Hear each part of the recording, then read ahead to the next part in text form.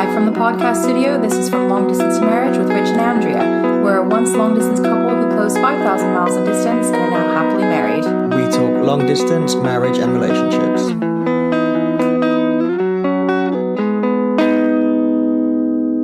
Hello all, and welcome to episode 34 from Long Distance to Marriage. Today we have something a little bit different for you. Last week, you may have seen, if you follow us on social, that we did an Instagram live focusing on visas. So what we did is we actually recorded that live, the audio for it, and we've turned that into an episode for you for this week. So if you weren't able to tune into the live or you missed it on our stories for the day after, you will still have all the information here that we did there. We asked for a lot of questions on Instagram or through emails for people, so you might notice that we're addressing people and reading out questions. That's because it's all based through the live. So I hope it all makes sense. We tried to edit it so that any kind of confusing bits were out, but let us know if you have any further questions. You can always email them or message them to us. Hope you enjoy and hope it's helpful. Hopefully you can see this, And hear this. But K-Pick said, is an in-person interview required? If so, how long after lodging? I think lodging the visa request. Oh. So we did one, but we did it in this... No, that wasn't part of the visa thing. So the answer to this is it depends. So I didn't have to do any in-person interview when I immigrated from America to the US. I think the UK at the time, bearing in mind this was 8 years ago. Well, it was a different government... Well, as well. It was a long time ago. Different UK government, so certain rules have changed. I'm just giving some context. Do your laws change every time? Those laws have changed. Oh, that's ridiculous. So yeah, I didn't have to do an in-person interview. I think at the time, the UK was quite relaxed with US citizens applying. But it depends. Like Rich, through a different process, not through like a relationship or marriage visa, he and his family applied for residency in Canada. And did you have to have an interview for that? I know that because we've looked into the process for if Rich ever wanted to apply and like for us to move to California or anywhere, wherever in America, that he would have to have an interview. We've seen that in paperwork. So sometimes it is. My guess is that it would be a while after applying for the application. Again, depending, excuse me, on where you go. Well, I think it's worth mentioning the process for us was really quick. Yeah. So... Well, I paid an expedition fee. Going from the US at the time, we had the option of expediting it. So I don't know how much it cost, but basically... I think it was like $600.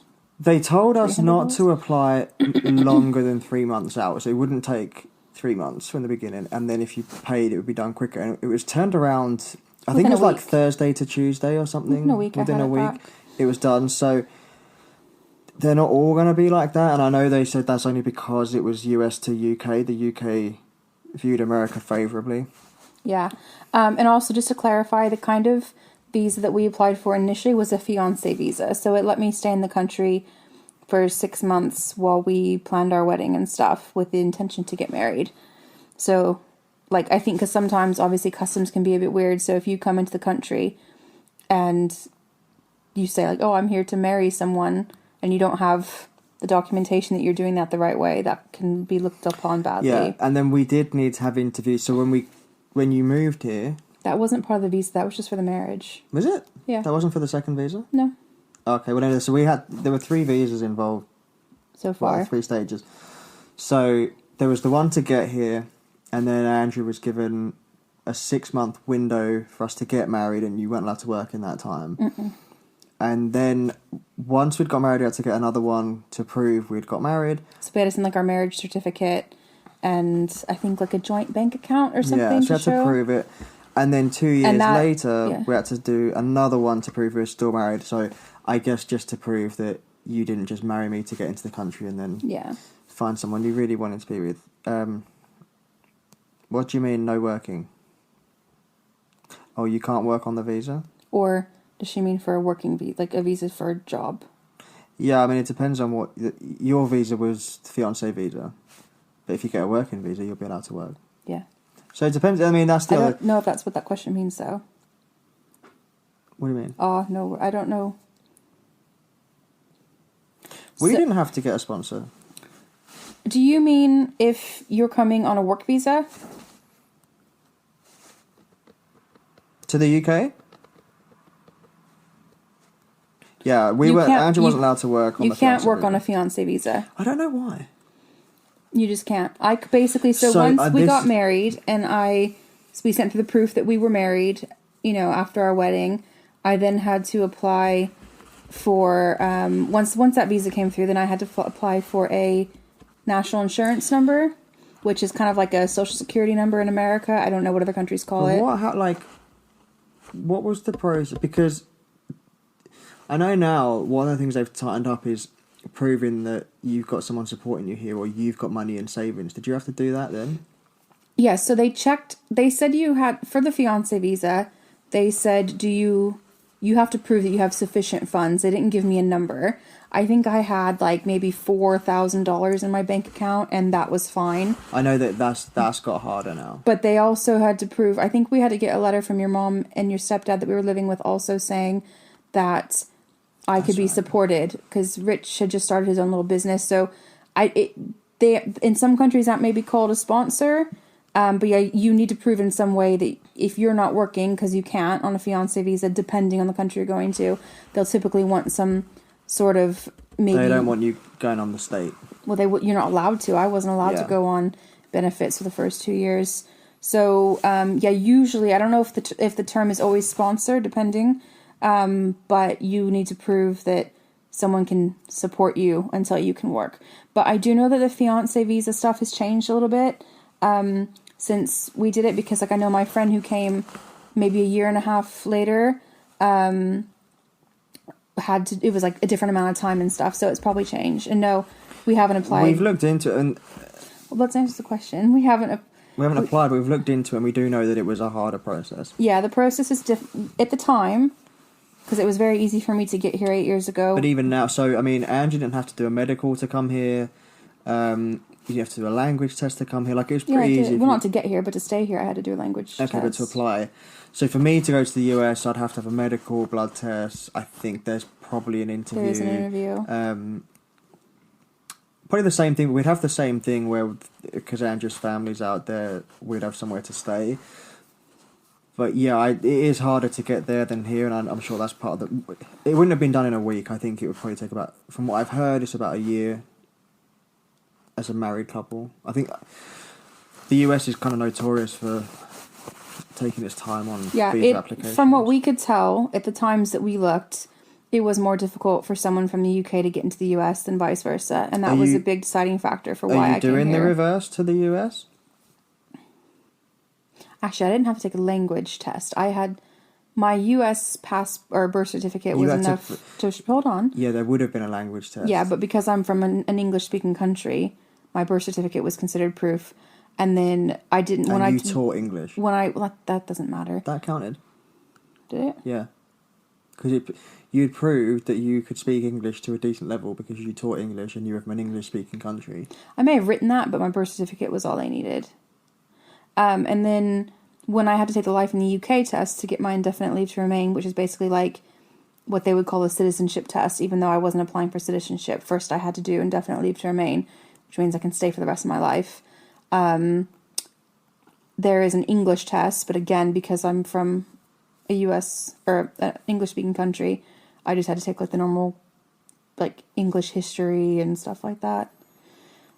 So yeah, I think it's probably time to move on to the next question. Does that answer your question? I think there's a big delay. You think so?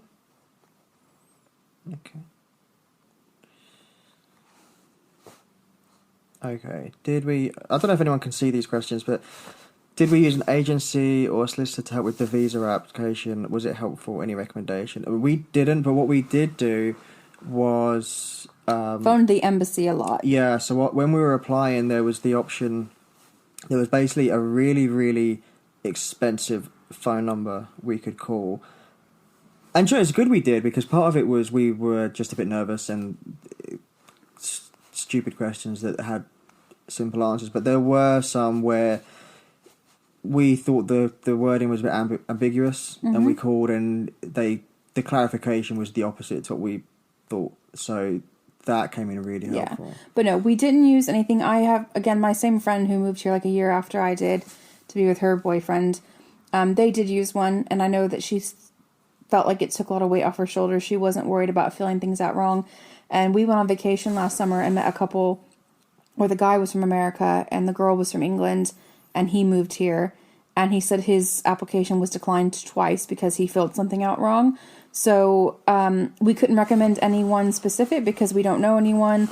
We didn't use one ourselves. I think if you're not confident and if you can't afford time or money, whatever, to have it rejected over just an administrative error, then if you can afford a solicitor or an agency or whatever, lawyer, immigration seek lawyer. it. But at the same, if you can't afford it, places like expat forums are going to be really good because you're going to have a lot of people there who've done it.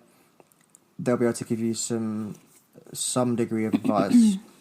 I think that might be worth exploring if you couldn't afford to do it. But yeah, I would say don't do it all on your own if you don't have to. Yeah, because literally ticking one wrong box could mean rejection, and they are very clear about that. And depending where you go in, I mean, he said he came here. It took him a couple of times. I don't know if somewhere like the US is more stringent. Like, if you're rejected once, you have to wait 10 years. I don't know. Okay. So, next question. Do you know anything about spouse and stepchildren visas? I mean, it depends where. Spouse is what we did. Stepchildren... Don't know anything, I to be completely honest. Stepchildren, as long as, if they're legally your stepchildren, as in you're married, and then I think... That becomes the same as normal children, but I'm not 100%. But that depends on the situation. So yeah, not sure on stepchildren visas, but I'm sure there's a lot of information out there. Yeah. But spouse is what we did, what we've just been talking about. And we've talked about a lot in the podcast too. But again, every country's different. Next up. Apparently the UK is allowing hetero couples to apply for a civil partnership. Is it worth? Have you heard about that? Yeah, we've legalised civil partnerships for... So basically this... we had... for some context, when he doesn't know, the UK obviously had marriages for straight couples, but gay couples couldn't get married for a long time. So instead they had civil partnerships, which was a lot of overlap with marriage, but it wasn't exactly the same. So there was some sort of benefits of marriage that were missing. And then we legalised gay marriage, and then a bunch of straight people went, oh, fuck this, I'm not religious, I don't want to get married, I want what the gay people have got. And they went, okay, so now we have the options. I don't know if that's been reflected in the visa. I feel like there was a lot of wording for that in my paperwork. Like, if you're applying through marriage or... Civil partnership. So, I feel like that might be true. Yeah, well, that's a good point. So civil partnerships existed before they widened it for... okay. Okay. So it's sitting with the House of Lords, so that maybe is being reviewed. So is it not passed yet? She said it's sitting with the House of Lords, so... Okay. So, but going to your point, civil partnerships do already exist, and that was the route for a homosexual couple. So I'm assuming if this passes through, you'd still come through as a civil partnership. You'd just come through as a straight couple. So maybe it was... Because the structure's So maybe the wording place. I was seeing was for same-sex couples. It would be if we were a lesbian couple or gay couple, whatever, then you'd have come through. Yeah. So I would assume that because all the legal structure's there to accept civil partnership visa applications, they'll just say, okay, we're now... We're not... Okay. They probably wouldn't question your sexuality. So I guess the answer to that would be, it depends if by civil partnership you mean same-sex, which means that might be happening now. But from what Serena said, that it looks like... No, same-sex is already happening. Yeah, same-sex is already happening. That's what I thought I said. But if you're like a guy and a girl, or a girl and a guy, it's being looked at. So yeah, stay tuned and do some research on that one. Brexit slowed everything down. I don't know. Oh, Brexit. Okay, next question. Next question. Thanks, Serena. You can join our video and help. Could a business visa help me move to the UK? I have so many questions but no space. I mean, I don't know if you're watching this, Michaela, JPEG. If you are, you can ask all your questions. Could a business visa help me move to the UK? I don't know. What they mean, like as in starting a business? Yeah, maybe. Or like a work visa. I know that like we've kind of seen that with regards to looking at what the US requirements would be. And so you know, starting a lot of countries want the investment of entrepreneurship, but I think you need to have a certain amount of capital already. Yeah, you need to prove. You can't say I'm going to come over and start a company with the money in my pocket. It's like I've got $500,000 in the bank and I'm going to use it to invest in a company. So I think one answer is yes, a business visa may help you, but I think equally you need to show that you've got adequate resources to. Otherwise, I suppose the paperwork, if you've got people who haven't got any money saying they're going to come and start a business, the rate of failure for new businesses anyway is really high, and they have to chase up to say, did you do it? If not, you've got to go home. I think there's just a lot of administrative work involved in that. So if you've got the money, then if you've got money, you can do anything. You're rambling. I'm not rambling. I'm padding out. I'm fleshing out. Do you want to get some more questions on there? I thought that's what they were there. They're not all here. Only the ones from today on here. You've got a lot of questions for you guys. Because people need help. Okay, let me get the next one. What wasn't it? It was this one. Swipe up. Okay. How long does a marriage visa take to process? We're looking at a visa to the US. Long time. So this question was from someone from South Africa. South Africa. So yeah, I think a long time is probably the right answer. Long time. We were prepared when we kind of looked into it to see if it was something to do, that it would be a year plus, from what we understand. Again, coming from South Africa, because what you have to remember is America and the US do have really good... America is the US. America and the UK have quite a good relationship. America and the US have got a fantastic relationship. They're like this. Really close. They're like one.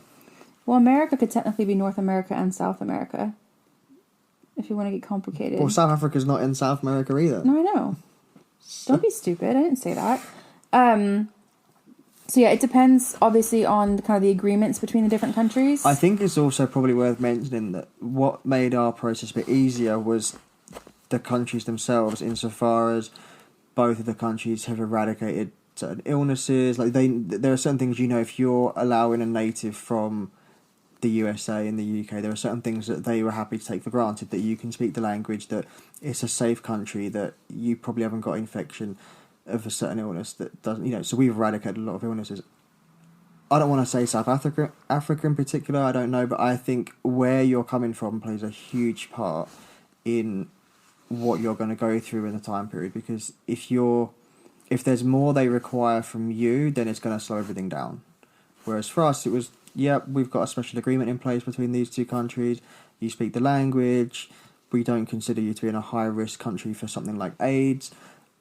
We're happy for you to come in. What else we got? Same person wants to know any tips on how to not make mistakes in the process. Yeah, talk to people. Well, use the help numbers, phone the embassy, research online, and you can always get a lawyer. And get as much as you can in writing as well, because if you have a phone, like we spoke on the phone, it was great. So if you're going to talk on the phone... How are you supposed to get things in writing? If you're emailing through. Oh, they take ages to come back. Then if you get it on the phone, either try and record the phone call or just try and make notes. So if you get through to an agent on the phone, ask them what their name is and make a log. Just open a spreadsheet and say, okay, I spoke to Steve on the 2nd of July, 2019, and he told me this. You spoke to him in the future? Yeah. How did you do that? I'm brilliant. I keep telling you this, I'm fantastic. Anyway, so you've got that all written down. So that if it turns out, later on they say, oh, you were wrong in what you said, you can pull that spreadsheet up and say, actually, Steve told me on this date at this time. Fuck you, Steve. Fuck you, Steve. This is what I was told by your staff. And I think if you do hit any roadblocks where they're saying you've made a mistake in the application, but actually what you did was what you were told to do, then you've kind of got some comeback on that. And I think that could be really important if you do end up struggling in any areas. Okay, same person again. Was that short enough for you? Sure. Yeah. What legitimate visa options are there for a fiancé or spouse? Well, fiancé and spousal visas would be the way to go. Yeah, I mean, I don't know if that's available in every country, but that's what we did. Is if I imagine this most is the same countries, person, so they'd be going to the US. Yeah, they've got a lot of questions. Oh, okay. Yes, so they've got the US. You can just apply for that visa. he actually be able to use his non-immigrant visa to visit while waiting? So, yeah, I mean, you can. That depends. I mean, so I'm presuming that from South Africa to America, it's not an ESTA country. You have to, so you have to have some sort of visa to visit. That would take some research because for some countries you're not allowed to be in the country while you're waiting to get married, and others you are, and so that depends. I wouldn't want to say... I thought you have to apply from outside of the country. Well, I didn't apply from outside the country because we went down the fiancé You did apply outside the country. For a fiancé, not for marriage. No, that's different. You applied for the first visa out of the... You weren't allowed to come to the UK and then apply for your visa that would later stay here because there's an expiration date on that. So I still don't know the answer to the What they question. don't want people doing is coming to the country on a visa that says you have to leave on Monday, and then on Sunday you apply this visa and say, I'm going to stay. Hi, Sarah. So you have to be out of the country to apply. What yours was kind of a continuation of that first visa. It was like in 3 parts. So you had to do it. You're not going to come here on a visa, then get married, and then leave the country to prove you're still married here. Yeah, but she's saying, can he wait in the country while visiting while he's waiting? No, he's able to use it. Yeah, but can he basically be in the country on his visiting visa while applying for the next stages? I don't know. I don't think so. But that depends. But I think while the visa's in process, I think he's still allowed to visit. I don't know. I wouldn't like to say. But yeah, you can get clarification on that. Yeah. And then someone else asked if it's a long process. Again, it depends. For us, For us, it was literally like 6 days. You say that, but it did take 3-ish years for me to get indefinitely to remain, but that was in 3 stages. So, no, it was really quick for me. Well, hang on. I think we should clarify that because I think what people really want to know is it a long process to get into the country on the visa and be together? That's going to vary from one country and person to another. But for that process for us was 6 days. What took 3 years was for you to get the indefinite leave to live here and become a resident. Saying, so they just said it is a long process. They didn't clarify, so I was clarifying on both options. Yeah. Yes, it can be. So yeah, it can be a very long process. Depends what route you go down. But the process to be accepted to come here on the visa was quick for us. That's what I'm saying. That was a week. That one. Okay. Is the only way to be together to get married and spouse visa or work visa? You could be a student. Yeah, but students have to leave. Yeah, but I'm saying you could do that. It depends on the country. Like, I know we have a friend who moved to Australia. His girlfriend at the time was Australian. They met here. She was here on a visa. He applied for a working holiday visa. So basically that meant that he could stay, I think, for up to a year and do little odd jobs. Like I don't think you could get like a real career job or anything. But then if you do a certain type of work... What are you doing? Just looking at the filters. A certain type of work. Oh, no, stay in there. You're not distracting or anything. So if you do a certain type of work in that first year, like farm work or construction work, then they'll let you stay for 2 years. And then from there, he went to do... he got a job, a work visa, yeah. So it depends where you're going. I know Canada does working holiday. I think it depends what you do because certain countries are very favourable with certain jobs, aren't they? Mm-hmm. So he worked in IT, and I think they really wanted it. I think if you own your own business, it's easier for you to go there. I think if you stack shelves at the local supermarket, then they're not going to... you're getting in on a work visa for a specific job is going to be different for you. So it depends on the country and what your profession is. But yeah, you can get on a work visa. But I know that you mentioned in Canada, they have to prove that they can hire you instead of any Canadian. It's kind of weird. Mm-hmm. So yeah, I mean, it's difficult to be too specific on that. Yeah. Hang on, Serena's helping out again. I believe there's a non-married spousal visa in the UK. What do you mean? Non-married. Do you mean the fiancé visa?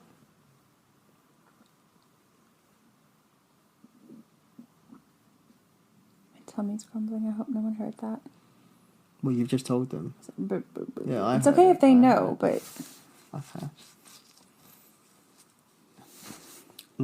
Oh. Okay.